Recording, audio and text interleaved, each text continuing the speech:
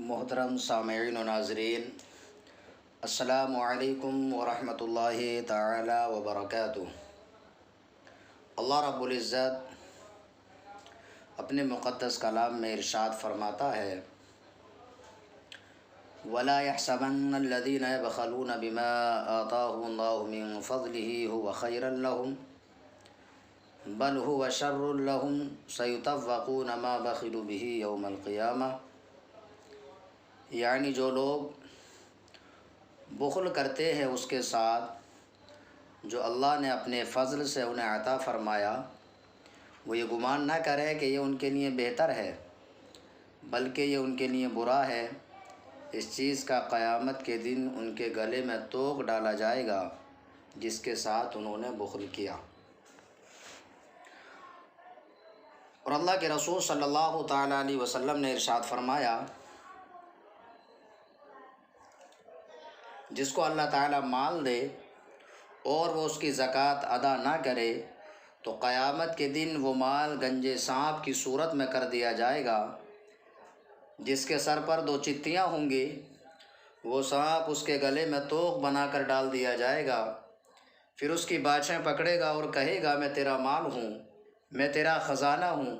اس کے بعد حضور علیہ الصلاۃ والسلام نے اس آیت مقدسہ کی تلاوت فرمائی، وَلَا يَحْسَبَنَّ الَّذِينَ يَبْخَلُونَ بِمَا آتَاهُمُ اللَّهُ مِنْ فَضْلِهِ هُوَ خَيْرًا لَهُمْ بَلْ هُوَ شَرٌّ لَهُمْ سَيُطَوَّقُونَ مَا بَخِلُوا بِهِ يَوْمَ الْقِيَامَةِ۔ اور اللہ کے رسول صلی اللہ تعالیٰ علیہ وسلم نے ارشاد فرمایا، حضرت عبداللہ ابن عباس رضی اللہ تعالیٰ عنہ روایت فرماتے ہیں کہ جب یہ آیت مقدسہ وَالَّذِينَ يَكْنِزُونَ الذَّهَبَ وَالْفِضَّةَ وَلَا يُنْفِقُونَهَا فِي سَبِيلِ اللَّهِ فَبَشِّرْهُم بِعَذَابٍ أَلِيمٍ، یعنی جو لوگ سونا اور چاندی جمع کرتے اور اسے اللہ کی راہ میں خرچ نہیں کرتے ہیں، انہیں دردناک عذاب کی خوشخبری سنا دو۔ جب یہ آیت مقدسہ نازل ہوئی تو حضرت عبداللہ ابن عباس رضی اللہ تعالیٰ عنہ فرماتے ہیں کہ یہ آیت مقدسہ مسلمانوں پر شاق ہوئی،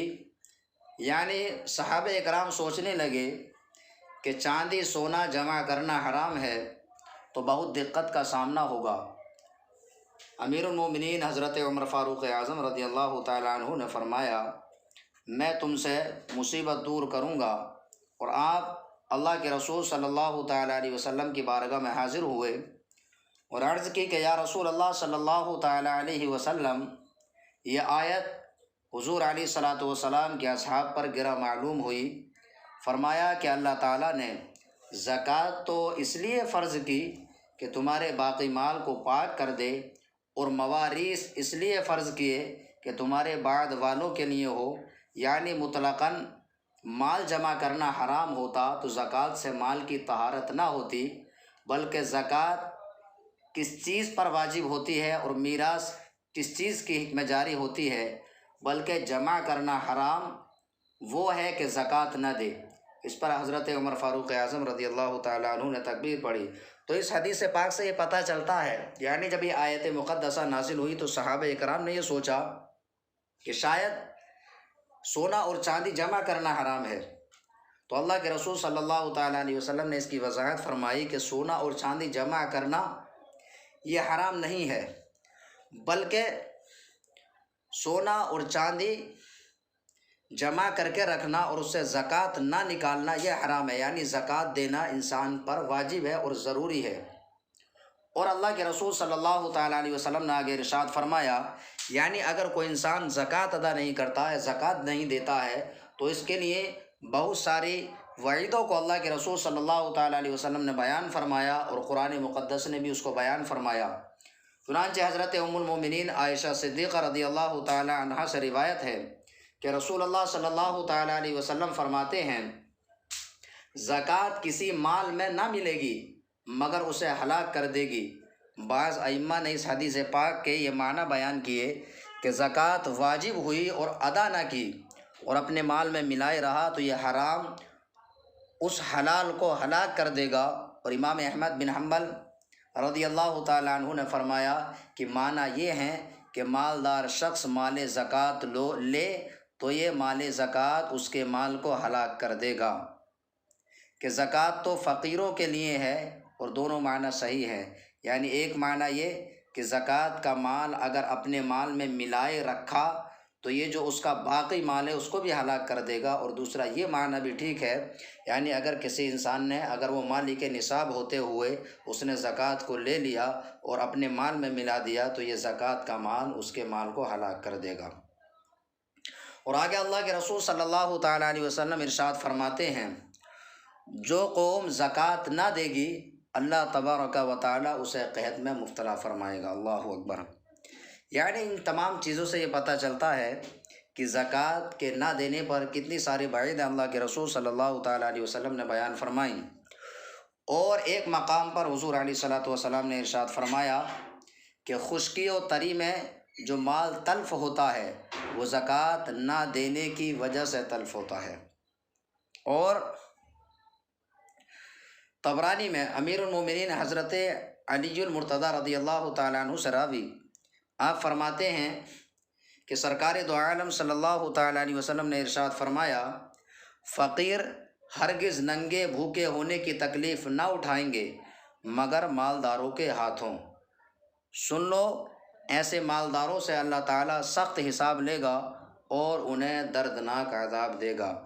یعنی اس حدیث پاک سے یہ پتہ چلتا ہے کہ اگر فقیر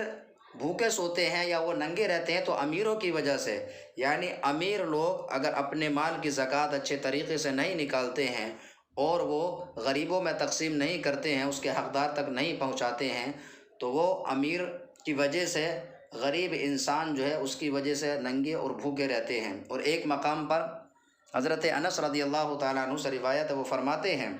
کہ سرکار دو عالم صلی اللہ تعالیٰ علیہ وسلم نے ارشاد فرمایا کہ قیامت کے دن مالداروں کے لیے محتاجوں کے ہاتھ خرابی ہے،